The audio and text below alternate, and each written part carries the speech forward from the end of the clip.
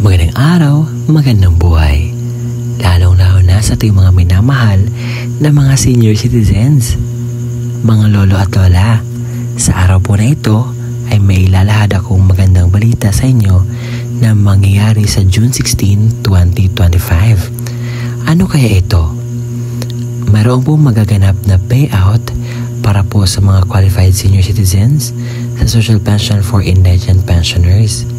At sa araw po na ito, ibabahagi ko sa inyo ang magaganap na payout. Saang lugar po ba ito magaganap? Anong oras po magaganap? At saan po ba ang payout venue?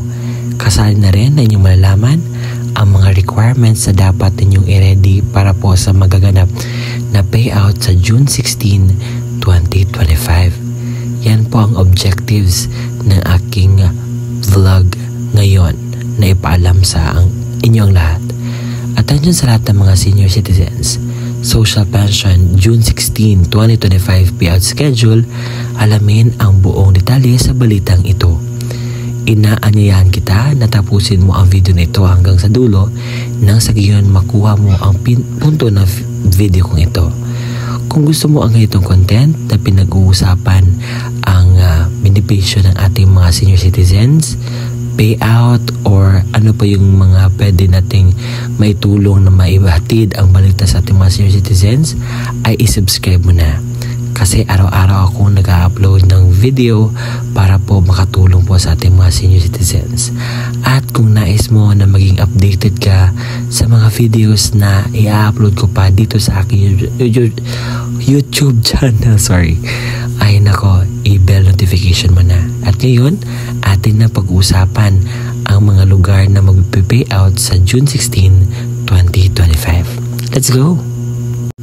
Attention sa lahat po ng mga senior citizens sa probinsya ng Bohol, sa munisipalidad ng Maribojoc. Meron pong magaganap po na payout sa inyo sa June 16, 2025. Araw po yan na Lunes, simula 1:00 ng hapon hanggang 5:00 po ng hapon ng inyong pong payout. At ang inyong payout po ay gaganapin sa Municipal Cultural Center.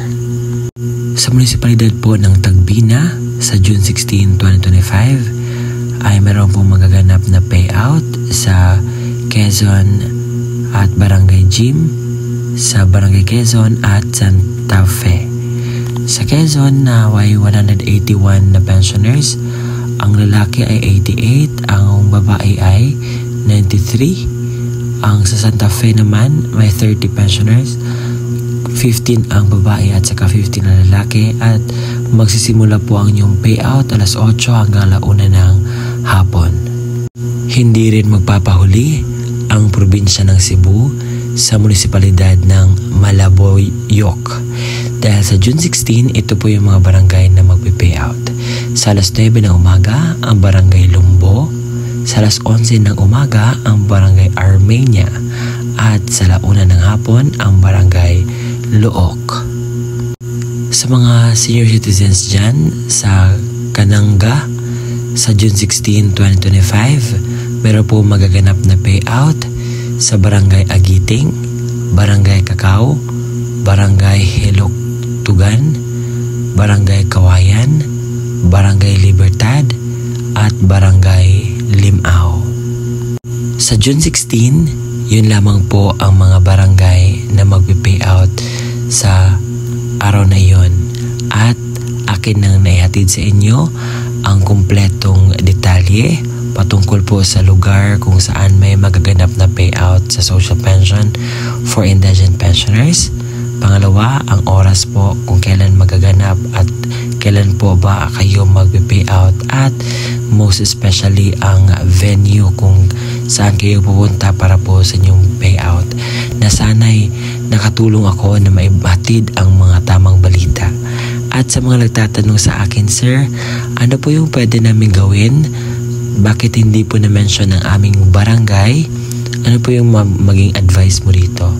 So, pwede ko maging advice dito sa mga hindi po nakita ang kanilang schedule Social Pension for Indigent Pensioners payout na makita sa social media. So, ito po yung gagawin ninyo. pumunta kayo sa pinakamalapit na barangay sa inyo at tanungin niyo po ang person in charge patungkol po sa social pension for indigent pensioners. Alamin ang status, kailan po ba ang payout at kailan po ba ang saan po ba kayo pupunta para po sa inyong payout.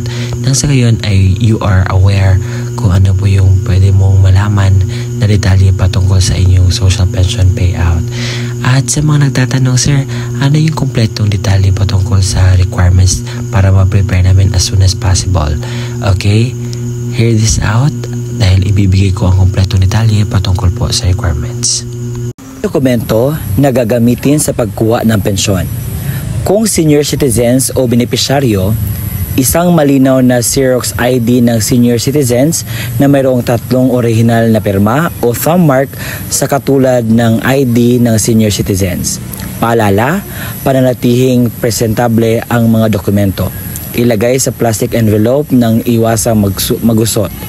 Huwag bilutin ang mga papel at siguraduhin pareho ang pirma o thumb mark base sa ID ng senior citizens.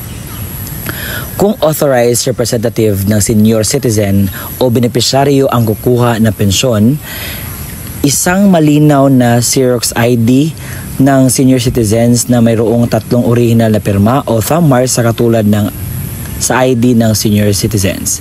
Authorization letter na nagmula sa MSWDO, CSWDO or OSCA na mayroong original na pirma ni na MSWDO, OSCA, senior citizens at authorized representative. Isang malinaw na Xerox ng government-issued ID, kagaya ng SSS, updated PhilHealth ID, updated barangay ID, UMID, Voters ID, updated voter certification, updated police clearance, and authorized representative at lagyan ng 3 original na pirma o thumb mark katulad ng ipapakitang ID. Paalala, siguraduhin pareho ang lagda o thumb mark ng senior citizens, benepisyaryo at authorized representative base sa kopya ng government-issued ID na pinesinta. Kompletuhin ang mga hinihinging lagda, thumb mark sa authorization letter, iwasang magusot at huwag bilutin ang mga dokumento. Kung namatay na ang benepisyaryo, isang malinaw na Xerox ID ng pensioners. Warranty letter na nagmula sa MSWDO, CSWDO o OSCA na may pirma ni MSWDO. Xerox ng death certificate ng benepisyaryo na may mayroong serial number. Isang malinaw na Xerox ng government-issued ID kagaya ng SSS, updated PhilHealth ID, updated barangay ID, UMID, Voters ID, updated voter certification, updated police clearance ng authorized representative at lagyan ng 3 original na pirma o thumb mark katulad ng ipapakitang ID. Paalala, kompletuhin ang mga hinihinging lagda o thumb mark sa warranty letter, iwasang magusot at huwag bilutin ang mga dokumento. Kung wala ang death certificate, kailangan na certification mula sa MSWDO, CSWDO na nakasaad ng pagpapatunay na ang benepisyaryo ay patay na at kasalukuyang inasikaso ang death certificate. Ito yung mga pwedeng sundin na estratehiya. Ang pagbibigay ng pensyon sa mga benepisyaryo ay per barangay o clustering per barangay upang maiwasan ang pagkakaroon ng maraming pagsasama-samang mga tao. Gawing sunod-sunod ang pila hanay ng mga benepisyaryo base sa numero or payroll number na ibinigay upang maiwasan ang pagkakaroon ng pakiusapan, sangat at lalo higit ay mas mapadali ang daloy ng pagbibigay ng pensyon sa mga benepisyaryo. Pagdalahin ang mga benepisyaryo ng kanyang itim ballpen upang maiwasan ang paghihiram. Magtalaga ng isang staff na maaring tumulong sa paymaster upang mapadali ang pagbibigay ng pensyon sa mga benepisyaryo. Lagyan ng numero ang Xerox copy ng ID upang mas mapadali ang paghahanap sa payroll. Mga paalala, maglaan ng malawak na space para sa pagdadausan ng payout at ng upuan para sa mga benepisyaryo ng programa. Maglagay ng madaming kopya ng certification of same person sa bawat lamesa na upuan ng mga paymaster at siguraduhin may lagda ito ng MSWDO at CSWDO. I-check ang mga lagda o perma sa mga dokumento kung orihinal o kumpleto. Dagdag paalala, dahil laganap po ang monkeypox at para maiwasan po natin ito, ang dapat po gawin ng ating mga senior citizens ay magsuot po ng face mask palagi at magdala po ng sariling alcohol at mag-social distancing para po maiwasan ang mga baging ito. At sa panahon po ng inyong payout, kinakailangan po kumakain po kayo or what I mean, mag-eat po kayo ng breakfast or ano ba yung pwede nyo kainin para po hindi mahilo po sa pila. At pangalawa, magdala po ng sariling ballpen at gagamitan para po sa inyong payout. Pangatlo, kinakailangan sumunod po sa tuntunin ng payout para po smooth po ang inyong pong magaganap po na payout. At saka, ang dapat gawin po ay magdala po ng gamot, pagkain, baon, ano po yung pwedeng dapat dalhin na maging benepisyo po sa inyong pong pag-antay sa inyong pong pila sa pagkuha po ng inyong payout. So, yun lamang po ang ating content for today. Maraming salamat po sa pagpanood, sa pagkuha ng mga impormasyon dito sa aking content sa ating vlog. At ako po ito, si Ruel Mendoza Tanyo. Maraming salamat sa panonood. Bye-bye and God bless.